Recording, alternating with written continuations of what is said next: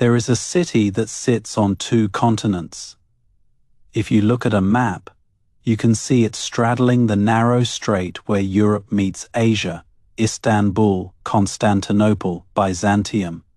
It has had three names because three civilizations claimed it as the center of the world, and the longest-lived of those civilizations, the one that held it for nearly 500 years, made a mistake so profound that it took centuries to fully unfold. The Ottoman Empire lasted 600 years.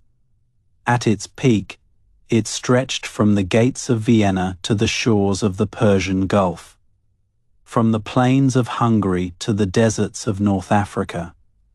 It controlled the crossroads of three continents. It commanded one of the most feared militaries on earth. And yet, for roughly half of its existence, it was dying slowly, stubbornly, almost imperceptibly at first, then all at once. The story of how the Ottoman Empire fell isn't a story about one bad decision. It is a story about a civilization that built itself a trap so ingenious that every attempt to escape only pulled the walls in tighter. If you are settling in for the night, this is a good one to fall asleep to. These events unfolded over centuries. They'll keep until morning. Subscribe and stick around. To understand the fall, you have to understand the rise. In 1453, a 21-year-old sultan named Mehmed II did something that had been considered impossible for 1,000 years. He conquered Constantinople, the capital of the Byzantine Empire, the city that had withstood siege after siege for over a millennium, the city that every Muslim ruler since the 7th century had dreamed of taking. Mehmed didn't just capture a city, he captured the idea that the Ottomans were destined to rule. The fall of Constantinople sent shockwaves across Europe and the Islamic world. Suddenly, this Turkish dynasty from Anatolia was the most powerful force on the planet, and for the next century, they acted like it. Mehmed renamed the city Istanbul and made it his capital. He transformed the Hagia Sophia, the greatest church in Christendom, into a mosque. He built the Topkapi Palace on a promontory overlooking the point where the Golden Horn meets the Bosphorus, and he began constructing the administrative apparatus that would govern the largest and most diverse empire the Islamic world had ever known. The Ottomans were pragmatic rulers. They didn't demand that everyone convert. They created a system called the millet, which gave each religious community, Orthodox Christians, Jews, Armenian Christians, significant autonomy to govern their own internal affairs. As long as you paid your taxes and didn't rebel, the empire mostly left you alone. For the 15th and 16th centuries, this was remarkably progressive. Under Suleiman the Magnificent, who ruled from 1520 to 1566, the empire reached its absolute zenith. Suleiman's territories stretched from Budapest to Baghdad, from Algiers to Aden. His navy dominated the Mediterranean. His armies were the most disciplined and technologically advanced in the world. European ambassadors described his court with a mixture of awe and terror. The empire's economy was equally formidable. Constantinople sat at the intersection of the world's most valuable trade routes. Silk, spices, gold, and enslaved people flowed through the city from 3 continents. The bazaars were among the richest in the world. The treasury was full, and the architecture that Suleiman commissioned, much of it by the genius architect Sinan, rivaled anything being built in Renaissance Europe. At the same time, European explorers were opening new sea routes around Africa and across the Atlantic. These new routes were about to make the overland trade that had enriched the Ottoman Empire less essential to global commerce. But in Suleiman's day, no one could see that coming. The empire appeared unshakable, and at the heart of this military machine was something unique in the world. An institution that no other civilization had created. Something that was simultaneously the Ottomans' greatest innovation and ultimately their most devastating vulnerability. The Janissaries. They were the world's first modern standing army.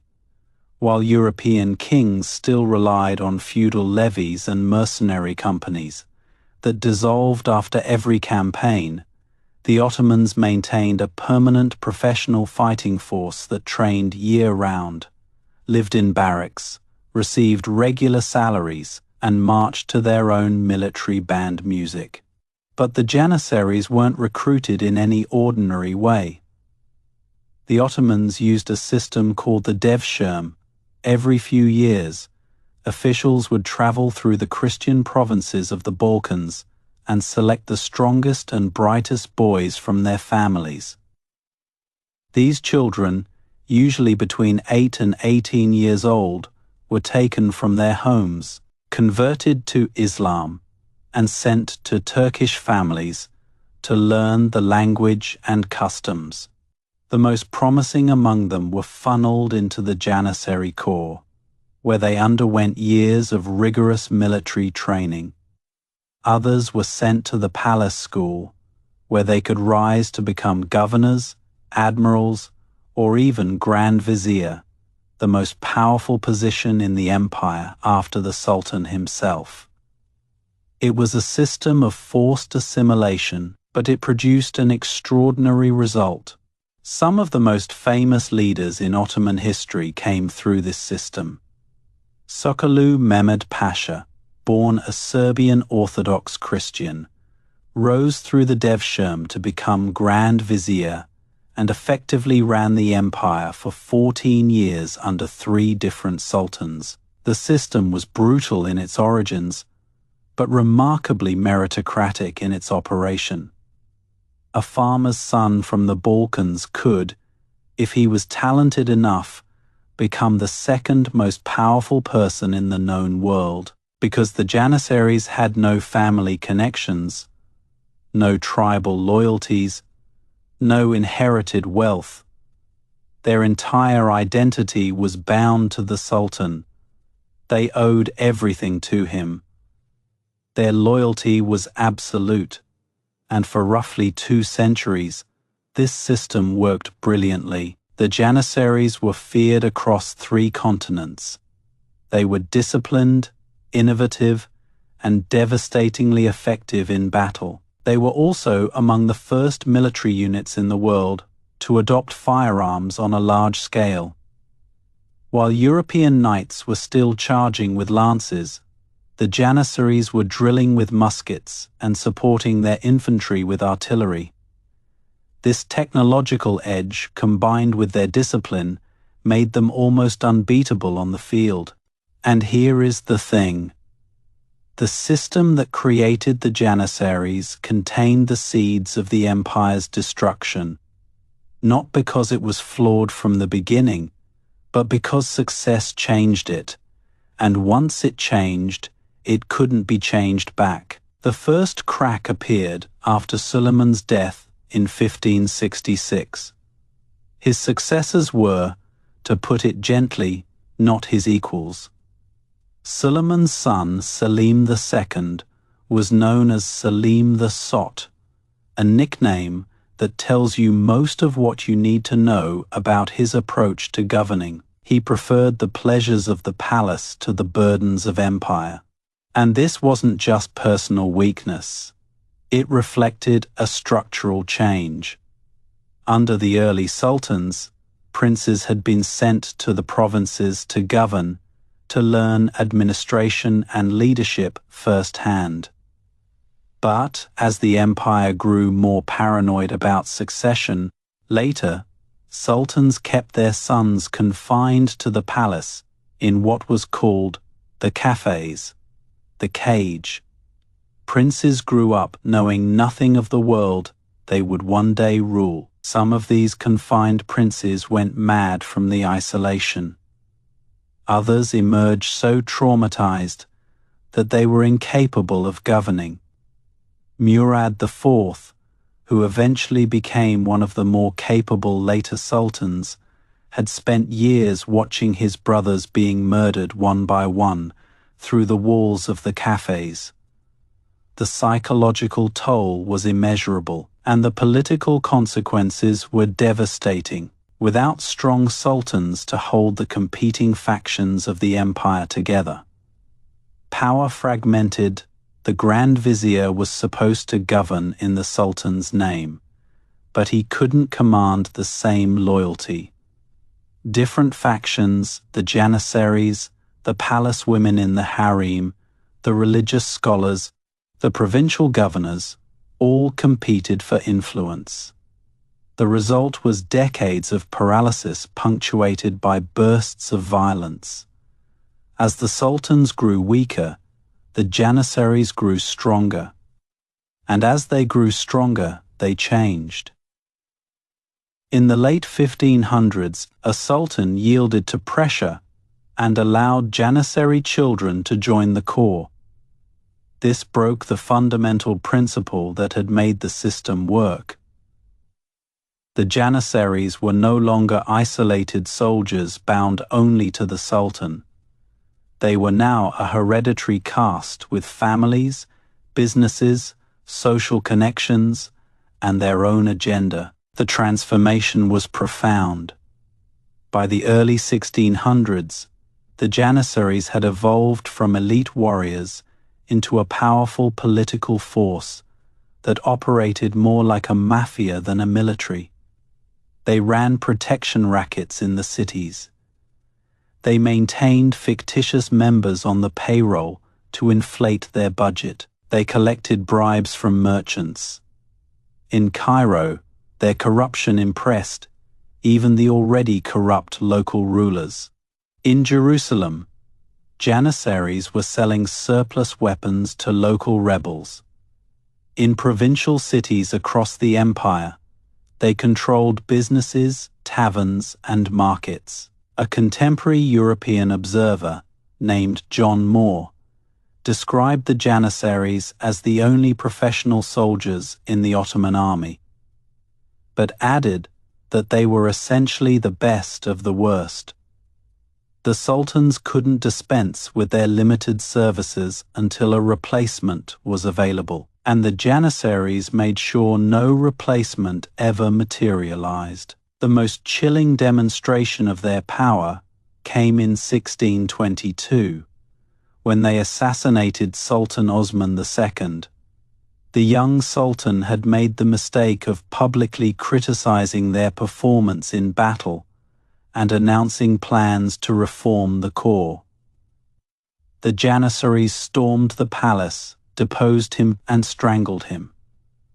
It was the first time in Ottoman history that a sultan had been murdered by his own soldiers. It would not be the last. After Osman's murder, every sultan who sat on the throne knew the price of challenging the Janissaries. Reform didn't just risk political failure, it risked death. And so, for 2 centuries, the institution that was supposed to protect the empire instead held it hostage. Their numbers ballooned from around 20,000 in the late 1500s to over 135,000 by the early 1800s. But most of those names on the rolls weren't soldiers at all. They were bureaucrats, merchants, and men who'd purchased their position for the tax exemptions and social prestige. The actual fighting capability of the corps was a fraction of what it had been. And this is where the trap closes. The Janissaries had enough power to prevent any reform that threatened their privileges. but they were no longer capable of defending the empire against enemies whose militaries were modernizing rapidly. The Ottomans were stuck with an army that couldn't fight but couldn't be fired. If you are drifting off right now, that is perfectly fine. This empire took centuries to unravel. There is no rush. The moment that many historians point to as the beginning of the end came on September 12, 1683. The Ottoman army, 150,000 strong, had spent 2 months besieging Vienna. They'd breached the outer fortifications. They were tunneling toward the inner walls.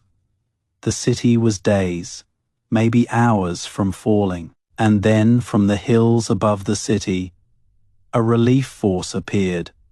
70,000 soldiers from the Holy Roman Empire and the Polish-Lithuanian Commonwealth, led by the Polish King John III Sobieski, launched one of the largest cavalry charges in history. The Polish winged hussars smashed into the Ottoman lines. The siege collapsed. The Grand Vizier fled, leaving his entire camp behind. The defeat at Vienna didn't just lose the Ottomans a battle. It lost them the idea that they were invincible. For 4 centuries, from 1299 to 1683, the Ottoman Empire had been expanding. After Vienna, it never meaningfully expanded again. The psychological blow was as devastating as the military one. And the defeat at Vienna wasn't actually the first sign of trouble. Over a century earlier, at the Battle of Lepanto in 1571, a coalition of Catholic states had destroyed the Ottoman fleet in one of the largest naval engagements in history. The Ottomans quickly rebuilt their navy, but the myth of their invincibility at sea had been shattered. Lepanto showed that the Ottomans could be beaten. Vienna proved it wasn't a fluke. At the same time, the economic foundations of the empire were eroding beneath the surface. When the Portuguese rounded the Cape of Good Hope in 1498 and the Spanish crossed the Atlantic, they didn't just discover new lands, they discovered new trade routes that bypassed the Ottoman-controlled Middle East entirely. The lucrative spice trade that had poured wealth through Ottoman territory for centuries was being diverted around Africa and across oceans the Ottomans didn't control. And then came the silver. Spanish galleons were shipping enormous quantities of precious metals from the Americas to Europe, flooding the European economy with wealth that drove inflation across the continent. The Ottoman economy, which used silver coinage, was devastated. Prices rose, the value of money fell. Government salaries that had once been comfortable became inadequate. Soldiers and officials turned to corruption to make up the difference. The treasury, desperate for revenue, began debasing the coinage, mixing cheaper metals into the silver coins. It was a temporary fix that made everything worse. When people discovered their money was worth less than before, trust in the currency collapsed. The cycle of inflation, corruption, and institutional decay accelerated. Within 16 years, the Treaty of Karlowitz in 1699 forced the Ottomans to surrender Hungary, Transylvania, and large parts of Croatia. It was the first time in the empire's history that it had been forced to cede major European territory. The pattern of loss had begun, but here is the thing that makes this story so frustrating. The Ottomans knew they had a problem. They weren't stupid. Throughout the 17th and 18th centuries, Sultan after Sultan recognized that the empire needed to modernize, that its military needed to be reformed, that its administrative systems were rotting from within. They could see what was happening in Europe. They could see the gap widening. Sultan Selim III, who came to power in 1789, the same year the French Revolution began, launched a program called the Nizam-i-Jadid, the New Order. He created a new military force trained in European methods, with European-style uniforms and modern tactics. For about a decade, this new corps grew in size and capability. It was exactly what the empire needed. The Janissaries watched this development with growing alarm. A modernized army meant the end of their monopoly on military power, the end of their political influence, the end of their protection rackets and tax exemptions. Everything they'd built over 2 centuries of corruption was under threat. In 1807, the Janissaries revolted. They deposed Sultan Selim III. Then they murdered him. The man who had tried to save the empire was killed by the very institution that was destroying it. The new military force he'd created was dissolved. The reforms were reversed. The empire lurched backward. It took another 19 years before a sultan found the courage and the cunning to finish what Selim had started. Mahmud II, who came to power in 1808, spent his first 18 years on the throne quietly and patiently building alliances with religious leaders, civilian officials, and loyal military units who resented the Janissaries as much as he did. On June 15, 1826, Mahmud made his move. He announced the creation of a new European-style army. The Janissaries predictably revolted. But this time, the Sultan was ready. He brought out the holy banner of the Prophet Muhammad and called on all true believers to rally against the rebels. What followed was a massacre. Artillery fire reduced the Janissary barracks to rubble.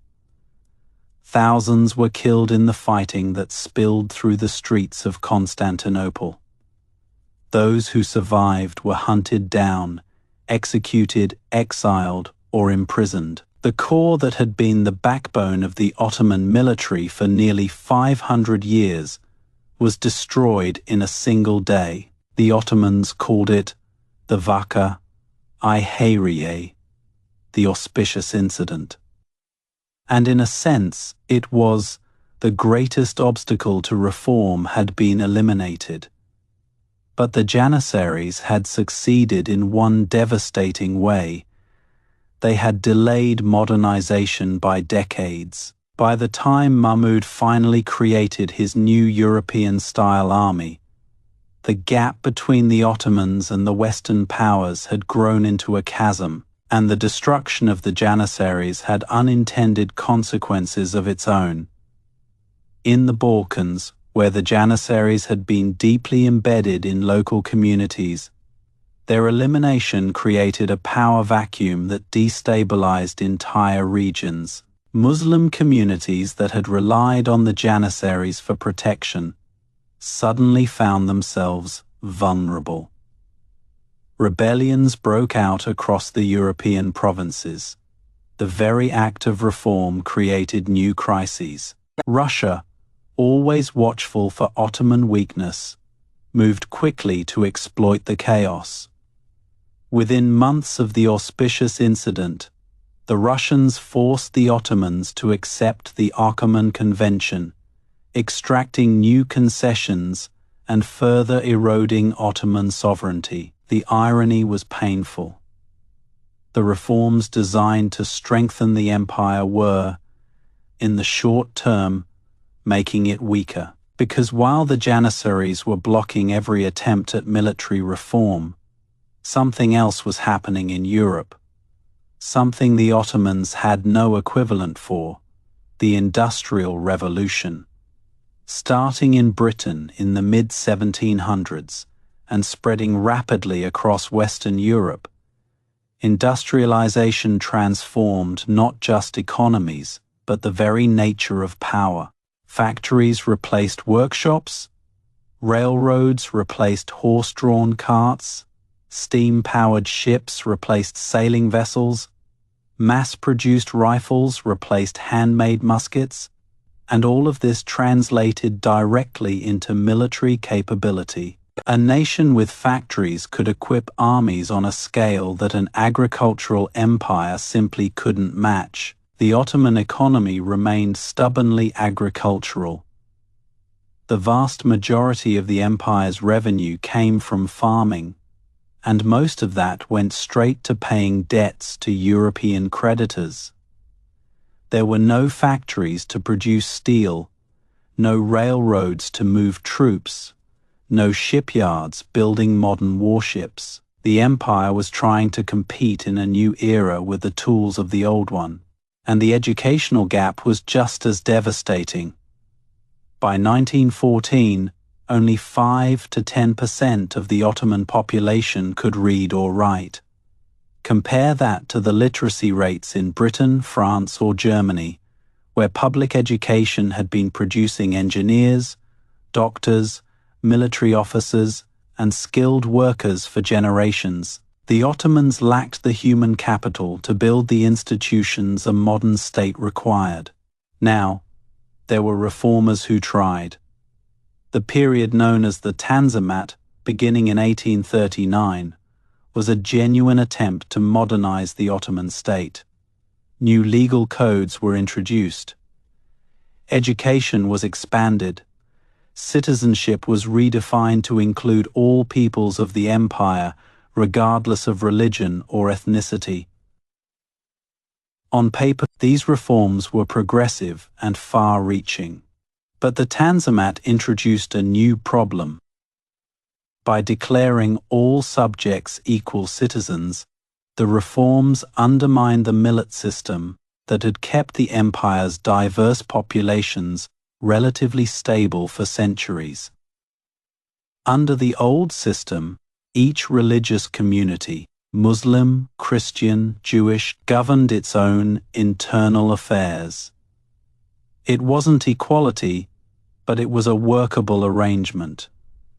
The Tanzimat promised equality without delivering it, which paradoxically made everyone angry. The reformers were caught in an impossible position. If they modernized too quickly, they provoked conservative backlash from the religious establishment and the remaining traditional military elements. If they moved too slowly, they couldn't close the gap with Europe. And if they tried to create a shared Ottoman identity to hold the empire together, they collided with the rising force of ethnic nationalism that was sweeping not just Europe, but their own provinces. Muslims resented losing their traditional privileges. Christians and Jews found the promises of equality hollow when discrimination continued in practice. And all of them were increasingly influenced by the most powerful idea to sweep across Europe in the 19th century: nationalism. The concept was simple and devastating. Every people should have its own nation. Every nation should have its own state. The idea had toppled monarchies across Europe, and now it was eating the Ottoman Empire from within. Greek intellectuals dreamed of restoring ancient Hellenic glory. Serbian nationalists looked to their medieval kingdom. Bulgarian activists organized in secret. And Arab intellectuals began questioning why they should be ruled by Turks at all. This is where the empire's diversity, once its greatest strength, became a fatal weakness. The Ottomans had successfully ruled over Turks, Arabs, Greeks, Serbs, Bulgarians, Albanians, Kurds, Armenians, Jews, and dozens of other groups for centuries. But nationalism demanded that each group should have its own state, its own borders, its own flag. The idea of a multi-ethnic empire held together by a sultan's authority started to seem like a relic. Greece was the first to break away. winning independence in 1829, then Serbia, then Romania, then Bulgaria. Each loss stripped away territory, revenue, population, and prestige. By the 1870s, the European powers had taken to calling the Ottoman Empire the sick man of Europe, and the sick man was being picked apart by his neighbors. The phrase sick man of Europe came from Tsar Nicholas I of Russia, who reportedly used it in a conversation with the British ambassador in 1853. The label stuck because it captured something essential about the empire's condition. The Ottoman state wasn't dead, but it was clearly dying. The question for the European powers wasn't whether it would collapse, but when and who would get the biggest pieces. Each territorial loss created a vicious cycle. Lost territory meant lost revenue. Lost revenue meant fewer resources for the military. A weaker military meant more territorial losses, and each successful independence movement inspired the next. If the Greeks could win their freedom, why not the Serbs?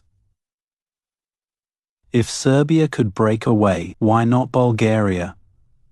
The empire was unraveling like a sweater pulled by multiple threads at once. Russia, in particular, saw the Ottoman Empire as both a rival and a meal waiting to be eaten.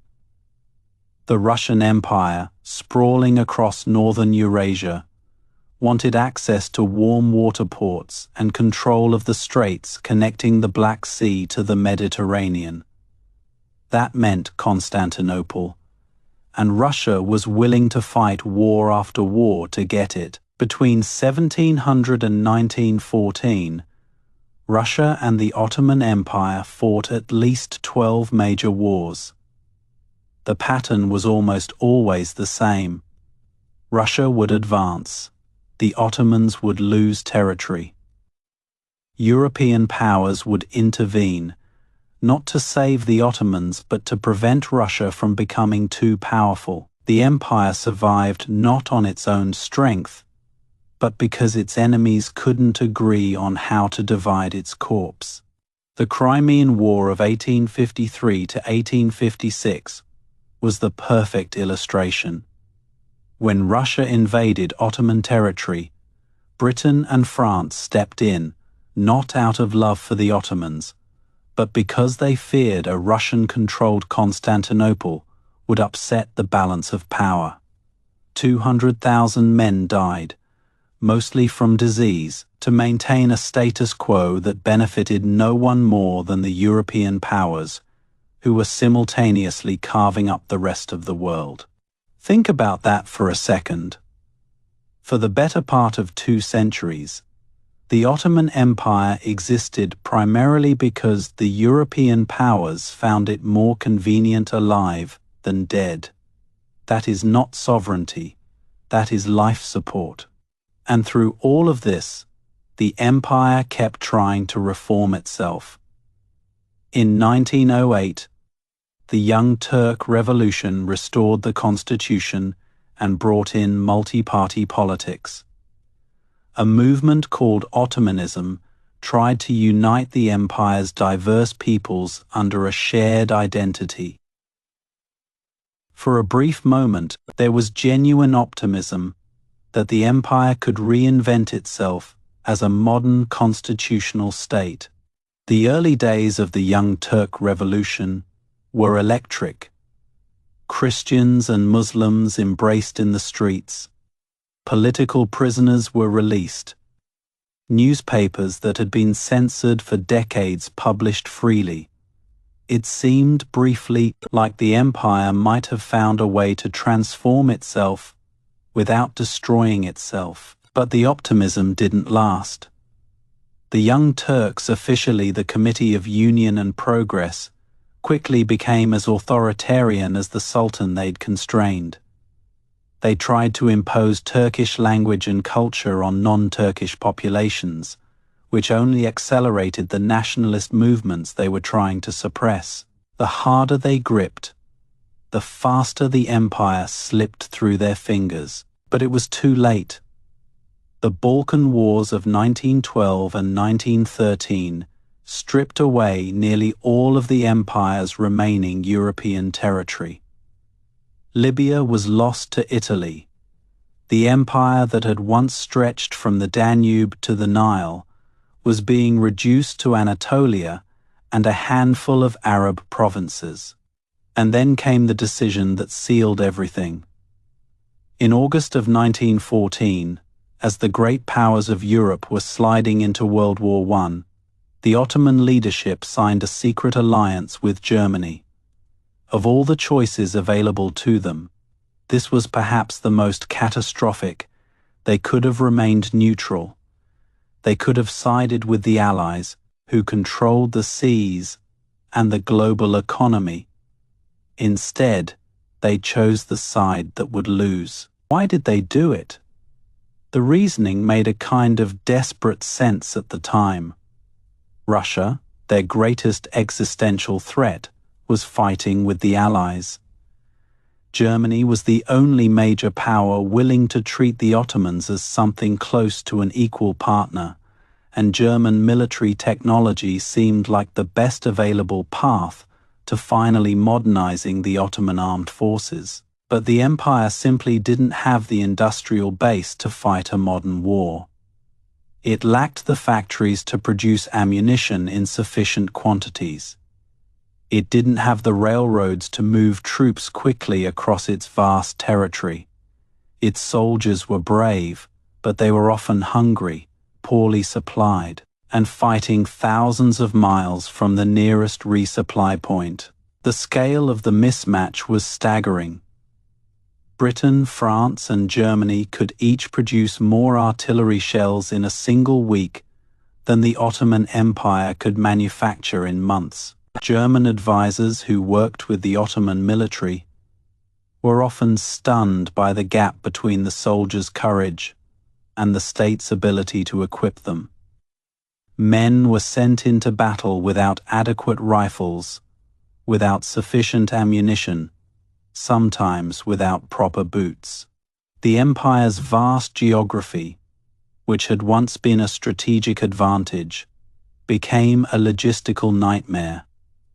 Ottoman troops were fighting simultaneously on multiple fronts, spanning thousands of miles, from the shores of Gallipoli to the mountains of the Caucasus, to the deserts of Palestine and Mesopotamia. Without railroads to connect these theaters, reinforcements and supplies moved at the speed of an ox cart. The campaign at Gallipoli in 1915 was a rare bright spot. Ottoman forces, brilliantly led by a young officer named Mustafa Kemal, repelled a massive Allied invasion aimed at capturing Constantinople and opening a supply route to Russia. 500,000 casualties later, the Allies withdrew. It was a stunning victory that saved the capital, at least temporarily. Mustafa Kemal became a national hero at Gallipoli. At one point during the fighting, a piece of shrapnel struck the pocket watch he carried over his heart, saving his life. The man who would later remake Turkey was nearly killed before he had the chance. History turned on a piece of metal hitting a piece of metal, but the victory at Gallipoli masked the broader catastrophe. On the Eastern Front, the Ottomans launched a disastrous winter campaign against Russia in the Caucasus Mountains. Tens of thousands of soldiers froze to death in the mountain passes. The campaign was a military debacle that weakened the eastern provinces and set the stage for some of the darkest chapters of the war. But elsewhere, the war was destroying the empire from within. The Arab Revolt, encouraged by the British and led in part by figures like T.A. Lawrence, tore the Arab provinces away from Ottoman control. The British conquered Palestine, Mesopotamia, and Syria. The Russian front collapsed only because Russia itself collapsed first in the revolution of 1917. By the time the Ottomans signed an armistice with Britain on October 30th, 1918, the empire was effectively finished. The Treaty of Sèvres in 1920 reduced it to a rump state centered on a portion of Anatolia. 600 years of Ottoman rule were being carved up on maps in European conference rooms by men who had never set foot in the territories they were dividing. The last Ottoman Sultan, Mehmed VI, found himself presiding over a phantom empire. Allied troops occupied Constantinople. Greek forces had invaded western Anatolia. French and Italian troops held portions of the south. The Sultan had nominal authority over a territory roughly the size of a large American state. Everything else was gone, and those lines, drawn hastily and with little understanding of local realities, would create problems that persist to this day. The borders of Iraq, Syria, Jordan, Lebanon, and Palestine were all drawn during or after the Ottoman collapse. The tensions, conflicts, and instabilities that continue to shape the Middle East trace directly back to these decisions. The Sykes-Picot Agreement of 1916, in which Britain and France secretly divided the Ottoman Arab provinces between them, created borders that cut across tribal, ethnic, and religious lines with almost no regard for the people who lived there. Communities that had coexisted within the Ottoman system for centuries suddenly found themselves in artificial nation-states that made no demographic or geographic sense. The Kurdish people, numbering in the millions, were divided among 4 different countries. Sunni and Shia communities were lumped together in Iraq under borders that guaranteed future conflict. Palestine was promised simultaneously to Jewish and Arab claimants. The Ottoman collapse didn't just end an empire. It created a set of problems that the world is still trying to solve more than a century later. But the Ottoman story has one more chapter. Because the empire fell, but the land didn't empty, the people didn't disappear.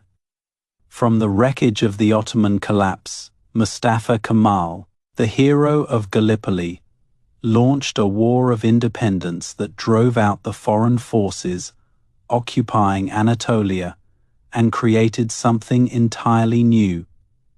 The Republic of Turkey proclaimed in 1923, Kemal, who would take the name Ataturk, meaning Father of the Turks, dismantled virtually everything that remained of the Ottoman system.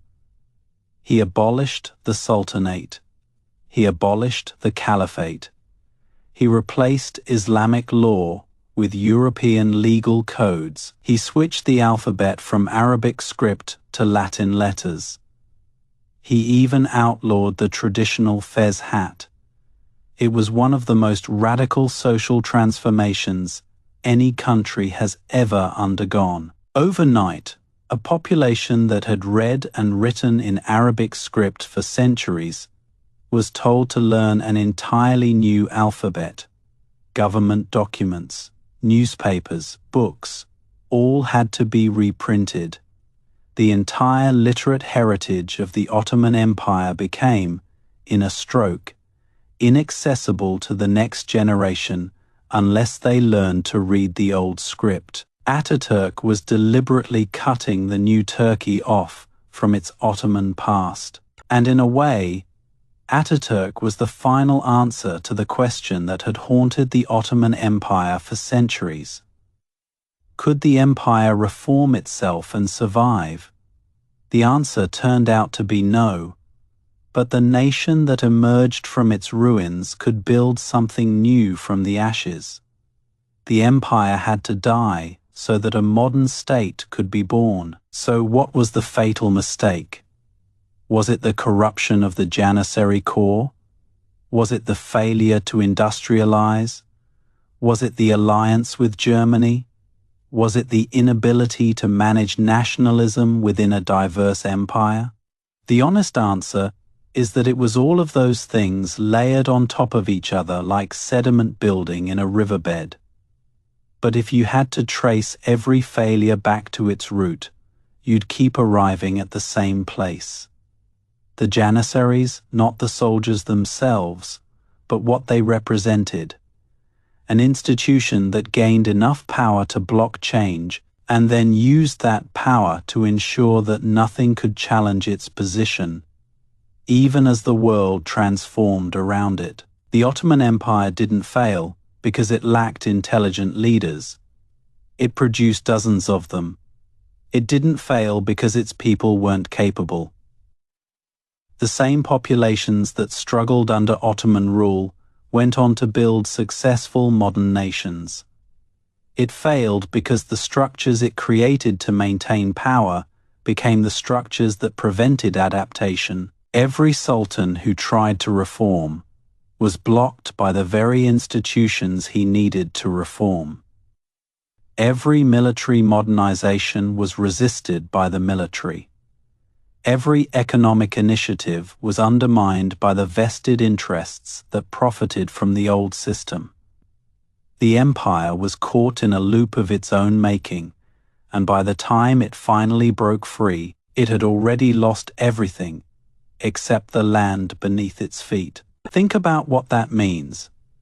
The greatest threat to the Ottoman Empire wasn't Russia, or Britain, or France, or any external enemy. The greatest threat was the empire's own inability to change when change was necessary. The walls that kept the enemies out eventually became the walls that kept the future out.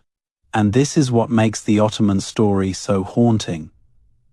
It is not a tale of sudden catastrophe. It is a tale of slow recognition, of knowing something is wrong and being unable to fix it.